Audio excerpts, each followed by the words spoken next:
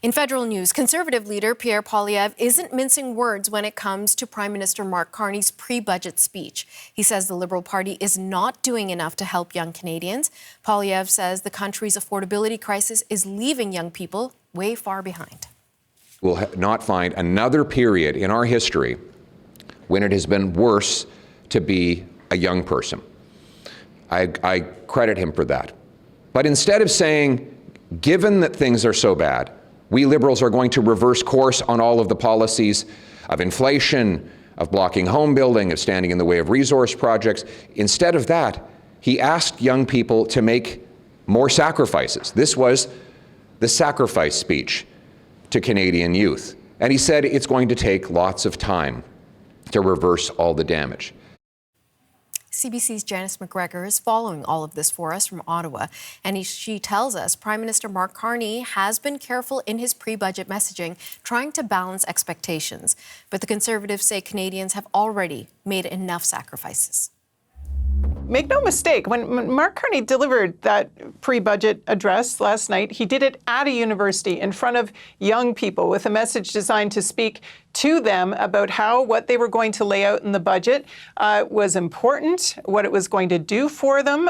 Contrary to what Mr. Poilievre suggested, there were things in last night's address, I think, specifically targeted at young workers in the future. There was a preview that in the next budget there are going to be programs, apprenticeships, things for people who go into fields like aerospace engineering and the defense sector. And, with this nuclear announcement at Darlington, 18,000 jobs during construction, 3,700 jobs during operation. This is something that is happening moving forward.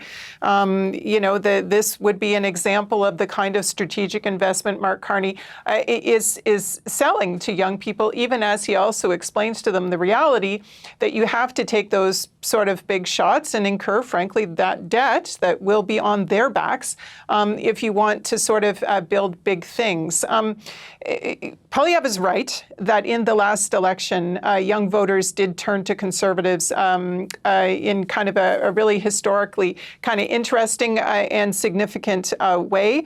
And you heard him sort of emphasize how they are doing more to try to keep those people in the Conservative tent, listening to them, trying to amplify their concerns. You heard him talking to camera saying, we hear you, we understand your anxiety, we know you're angry about not being able to afford a house, we know you're angry about your jobs, whether they're being taken away by temporary foreign workers. I'll pause here and note that according to the latest immigration numbers following some changes over the last year, there have been significant declines in the number of temporary foreign workers coming into this country. What effect that will have on job prospects for youth employment going forward, I'm not sure we know that yet, but I want to sort of pause and point out that it's not that sort of nothing has been done or changed on that. To the contrary, immigration advocates are quite concerned about the way that's been cut so far and will be cut more perhaps.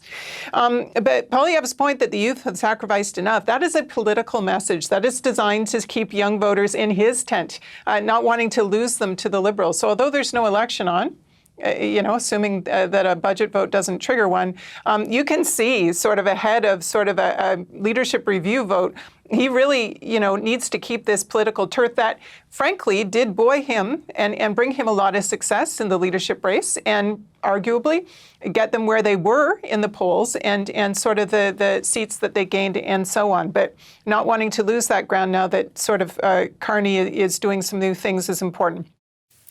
That's CBC's Janice McGregor reporting from Ottawa.